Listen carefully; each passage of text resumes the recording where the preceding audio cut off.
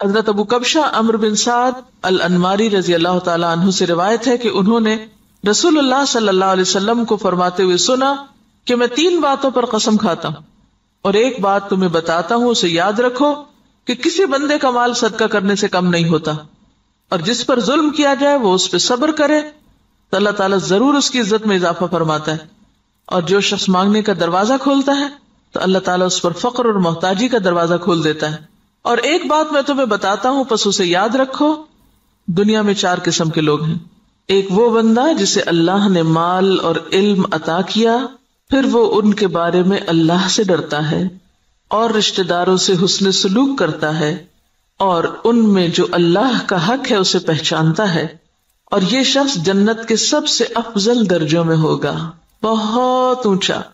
اور وہ بندہ جسے اللہ نے علم تو دیا مگر مال نہیں دیا، بس وہ سچی نیت رکھتا ہے اور کہتا ہے اگر میرے پاس مال ہوتا تو یقیناً میں بھی فلاں آدمی کی طرح عمل کرتا، اور فلاں سے مراد اس کی اوپر والی کیٹیگری ہے کہ جس شخص کو اللہ نے مال اور علم دونوں دیے، بس اس کی نیت یہ ہے تو اس کا اور پہلے شخص کا اجر برابر ہے، وہ بھی درجوں کے اعتبار سے قیامت کے دن بلند ترین درجوں میں ہوگا۔ اور وہ بندہ جسے اللہ نے مال دیا اور علم نہیں دیا، بس وہ بغیر علم کے اندھا دھند طریقے سے خرچ کرتا ہے، اس کے بارے میں نہ اپنے رب سے ڈرتا ہے، نہ رشتہ داروں کے حقوق ادا کرتا ہے، اور نہ اللہ کا کوئی حق اس میں پہچانتا ہے، نہ اللہ کا حق دیتا نہ بندوں کا، تو یہ سب سے بدترین منزلت پر ہے۔ اور وہ بندہ نہیں عطا کیا اس کو اللہ نے مال اور نہ علم، تو وہ کہتا ہے اگر میرے پاس مال ہوتا تو یقیناً میں بھی فلاں آدمی کی طرح عمل کرتا، اور فلاں سے مراد اس کی اوپر والی کیٹیگری ہے جو اپنا مال بے انتظامی سے اندھا دھند خرچ کر رہا ہے، بس اس کی نیت یہ ہے تو ان دونوں کا بوجھ برابر ہے۔ اب آپ یہاں دیکھیے کہ آپ صلی اللہ علیہ وسلم نے ساری دنیا کے لوگوں کو 4 حصوں میں بانٹ دیا۔ ایک وہ جس کے پاس مال بھی ہے اور علم بھی ہے، اور جس کو اللہ یہ 2 نعمتیں دے دے اس کی خوش قسمتی کا تو کیا ٹھکانا۔ وہ کیا کرتا ہے، مال کو اپنے علم کے ساتھ ایسی ایسی جگہوں پہ خرچ کرتا ہے جہاں سے وہ بہترین فائدے اٹھاتا ہے، یعنی درجہ یا اس کا اجر اور ثواب بہترین پاتا ہے۔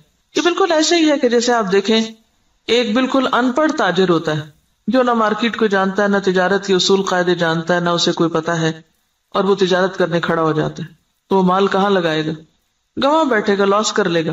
اور ایک وہ ہے جو پڑھا لکھا تاجر ہے، تجارت سے پہلے اس نے ایک ڈگری کی، یا ڈگری نہیں بھی کی تو ایک تجربہ حاصل کیا ہے، اور وہ مارکیٹ کو بھی جانتا ہے، حالات بھی جانتا ہے بہتر طور پر، اب وہ باقی سب سے آگے نکلتا چلا جائے گا، یعنی اس کا جو پروفٹ ریٹ ہے یا اس کا جو نفع کا جو مقام ہے وہ تو بہت آگے، وہ تو تھوڑے ہی عرصے میں بہت کچھ کما جائے گا، کیونکہ اس کو پتا ہے کہ مال کو کہاں لگانا ہے اور کیسے لگانا ہے۔ اس کے برعکس ناسمجھ شخص کچھ بھی نہیں کر سکے گا، مال ضائع کر دے گا۔ جیسے دنیا میں علم والے مال کو بہتر طور پر استعمال کرنا جانتے ہیں، اسی طرح دین کے علم کے ساتھ بھی انسان اپنے مال کی یا منی مینجمنٹ جو ہے اس کی بہترین حسن تدبیر کرتا ہے اور بہترین جگہوں پر خرچ کرتا ہے۔ مثلا بظاہر عام لوگوں کو وہ ایک چھوٹا سا کام نظر آتا ہے، یہ چھوٹی سی نیکی نظر آتی ہے، لیکن اس کے نزدیک وہ بہت بڑی نیکی ہوتی ہے اور وہ سوچ سمجھ کے خرچ کرتا ہے۔ ایسا شخص بعض اوقات چھوٹی چھوٹی نیکیوں سے بھی بہت بڑے درجے پاتا ہے، ذرے سے بھی وہ اجر عظیمہ کماتا ہے، اپنی اچھی نیت کی وجہ سے، اپنے اچھے طریقے کی وجہ سے، سمجھداری کی وجہ سے۔ تو نتیجہ کیا ہوگا، قیامت کے دن وہ اعلیٰ ترین مقام پر ہوگا۔ ایک دوسرا شخص ہے، اس کے پاس مال کوئی نہیں لیکن علم ہے، اس علم کی بنا پر وہ یہ سوچ رکھتا ہے کہ اگر کبھی میرے پاس بھی مال آیا تو میں بھی فلاں کی طرح کا، اس کو آئیڈیالائز کر رہا ہے، فلاں کی طرح نیکی کے کام کروں گا، اور یہ اس کی سچی نیت ہے۔ تو نیت کہتے ہیں پکے ارادے کو، نیت خوش خیالی کو نہیں کہتے، یا کسی خوش فہمی کا نام نیت نہیں ہوتا۔ ہم عام طور پر نیت کس کو قرار دیتے ہیں، بس ایک خیال آ جانا، وہ بڑی اچھی نیت ہے، اور تھوڑی دیر کے لیے خوش ہو جانا اپنی نیت سے۔ نہیں، نیت محض خیال نہیں، نیت کیا ہے، پکا ارادہ، سچا عزم۔ دنیا ادھر کی ادھر ہو جائے اور وہ شخص نہ بدلے، اس کی نیت نہ پھرے، اس کے ارادے نہ بدلیں، حالات کچھ بھی ہو اس کے ارادے نہ بدلیں۔ ہمارا عام طور پہ کیا حال ہوتا ہے، جب ہم اللہ سے راضی ہوتے ہیں تو اللہ کی راہ میں بہت کچھ خرچ کرنا چاہتے ہیں، نیکی بھی بڑی کرنا چاہتے ہیں، جب اللہ سے ناراض ہوتے ہیں پھر کیا کرتے ہیں، کسی بندے سے ہم راضی ہوتے ہیں تو اس پہ خوب لٹاتے ہیں، اور جب اگر اس بندے سے ناراض ہو جائے تو پھر ہم اس کو کیا دیتے ہیں، پھر اس کو آگ کر دیتے ہیں۔ ایسا ہی ہے نا، تو یہ سچی نیت ہے، پکا ارادہ نیکی کرنے کا نہیں. پکے ارادے والا کون ہوتا ہے؟ جو کسی کی تعریف، تنقید، حالات کے اچھے یا برے ہونے سے کوئی اثر قبول نہ کرے. جو اس نے نیکی کا ارادہ کیا تھا، ٹھانا تھا، وہ اس پہ جمع رہے کہ میں کسی کی باتوں میں آ کر اپنا کام چھوڑ دوں، کسی کے بہلانے سے، کسی اور دنیا کے حقیر فائدے کی خاطر میں اپنے مشن کو قربان کر دوں. نہیں، وہ احمق و بے وقوف شخص نہیں ہے کہ ایک ہوا کے جھونکے سے ادھر کو اڑ جائے اور دوسرا آیا تو ادھر اڑ جائے. وہ جم کے رہتا ہے اپنے مشن میں، اپنے سوچ میں، اپنے نیکی کا جو ارادہ اس نے کیا اس کو کوئی چیز متزلزل نہیں کرتی. ہمارا حال دیکھیں نا، ہم کئی دفعہ مال خرچ کرنے کا سوچتے ہیں، پھر تھوڑی دیر بعد شیطان آ جاتا ہے اور وہ کیا کرتا ہے؟ نیت خراب کر دیتا. ہوتا ہے نا ایسے کہ نہیں ہوتا کبھی آپ کے ساتھ؟ یہ سچی نیت کوئی نہیں ہوتی. سچی نیت تو وہ ہوتی ہے کہ بس آپ نے کر لی اور اب دنیا ادھر کی ادھر ہو جائے اور آپ نے کرنا ہی کرنا ہے. ایسی نیت اگر کسی کی ہے اور مال نہیں بھی تو اللہ تو نیتوں کو جانتا ہے نا. ہم عام طور پہ کب کہتے ہیں اللہ نیت جانتا ہے میری؟ صرف خود کو کور کرنے کے لیے. ایسے شخص کو اللہ تعالیٰ بغیر کچھ کیے بھی وہی درجہ دے گا جو ایک کرنے والا کر کے لے رہا ہے. محض نیت کی سچائی کی وجہ سے، ارادے کی پختگی کی وجہ سے، خیر پر استقامت کی وجہ سے. تو یہ چیز دین میں بہت ضروری ہے. تیسرا وہ شخص ہے کہ جس کے پاس مال ہے، علم کوئی نہیں. اب یہ الٹ گیا قصہ. پہلے کے پاس علم تھا، مال کوئی نہیں تھا. اب اس کے پاس مال ہے، علم کوئی نہیں. اب وہ کیا ہے؟ بس جدھر اس کی خواہش نفس کہتی ہے، جدھر لوگ کہتے ہیں، جدھر اور لوگ جو کچھ کر رہے ہیں وہ بھی اندھا دھند وہی مال خرچ کرنا شروع کر دیتا ہے، دکھاوے میں، ریاکاری میں اور دنیاوی شہرت کے لیے. اب ظاہر پوچھ ہوگی. آپ کو پتا ہے کہ ابن آدم کے قدم ٹلیں گے نہیں قیامت کے دن جب تک کہ وہ 5 باتوں کے جواب نہ دے دے. اور اس میں سے ایک سوال کیا ہوگا؟ مال کہاں سے کمایا اور کہاں خرچ کیا؟ یہ پوچھا جائے گا. ایسا نہیں ہے کہ بس آپ چھوڑ دیے جائیں گے کہ اللہ میرا مال تھا، میری مرضی. یہ بات نہیں ہے. مال اللہ کی دی ہوئی ایک امانت ہے آپ کے پاس، اس کو اللہ کی مرضی کے مطابق ہی خرچ کرنا ہے. یہ نہیں کہ اگر آپ کو مال مل گیا تو اختیار بھی مل گیا. منمانی کرنے کا اختیار تو نہیں مل جاتا مال ملنے سے. یہ ملتا ہے ویسے ہم نے لیا ہوا ہے. ہم اپنے مال کو خرچ کرتے وقت کیا ذہن میں رکھ کے خرچ کرتے ہیں؟ میرا مال، میری مرضی، کیا مرضی کرو. کوئی سمجھائے بھی تو ہم کیا کہتے ہیں؟ جہاں جی چاہے اڑاؤں. تم کون ہوتے مجھے کچھ کہنے والے؟ میرے پیسے ہیں نا، جو چاہوں کروں.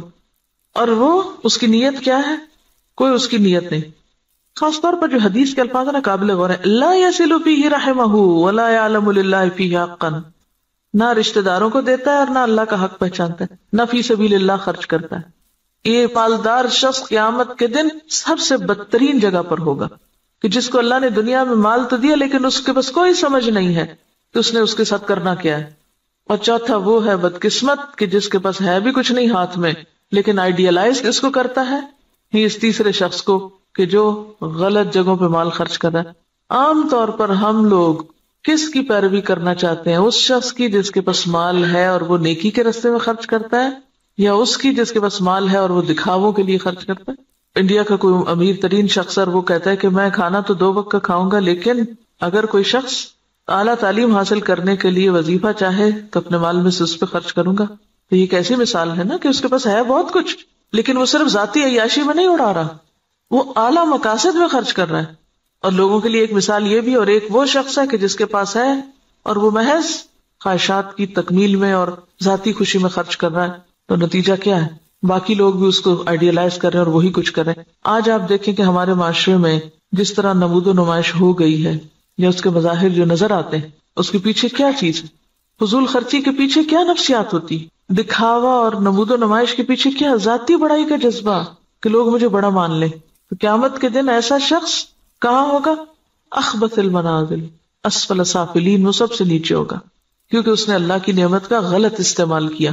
تو ہم سب کے لیے کیا ضروری ہے کہ ہم اپنے اپنے طریقوں کا جائزہ لیں. کوئی پیسہ خرچ کرنے سے پہلے ذرا رک جائیں اور سوچیں کہاں دے رہے ہیں، کس کو دے رہے ہیں، کیوں دے رہے ہیں، کیا مقصد ہے، کیا نیت ہے، کیا ارادہ ہے.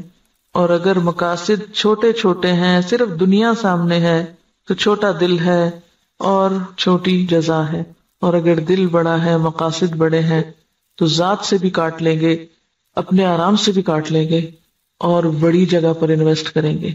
صرف زبان کے ذائقے پر ہی خرچ کرتے چلے جانا، صرف دل کے سکون میں لباس پر ہی خرچ کرتے چلے جانا، صرف اپنی ذات ہی کو یا اپنے ہی آرام کو دیکھتے چلے جانا اور دین کے اور اعلیٰ ترین مقاصد کو بھول جانا، تو دنیا میں بھی مسلمانوں کو کس سے دوچار کر رہا ہے. اب دیکھیے، ہم نے بہت اس پر پہلے بھی بات کی تھی کہ ترقی یافتہ قوم ہے، آپ کو پتا 40% تک ٹیکس ہوتا ہے ان کا، 40 بازو کا 60% بھی ٹیکس ہوتا ہے، کہ آپ نے 100 روپے کمایا 60 روپے دے دیجئے گورنمنٹ کو، وہ آپ کے لیے سڑکیں بنائے، اسپتال بنائے، ریسرچ سینٹر قائم کرے تاکہ قوم ترقی کرے۔ ہمارا کیا حال ہوتا ہے کہ ہم جتنا بھی کمائیں وہ سارے کا سارا پلٹ کر اپنی جیب میں ڈالیں، گھر ہمارا محل ہو، سڑک اور گلی چاہے ہماری ٹوٹی پھوٹی ہو۔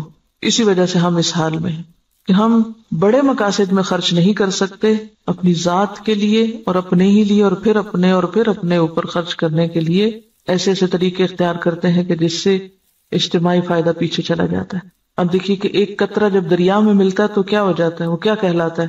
دریا کہلاتا ہے۔ اور جب وہ صرف قطرہ رہتا ہے تو وہ اپنی انفرادیت بھی کھو دیتا ہے، اپنی آئیڈینٹی بھی ختم کر دیتا ہے۔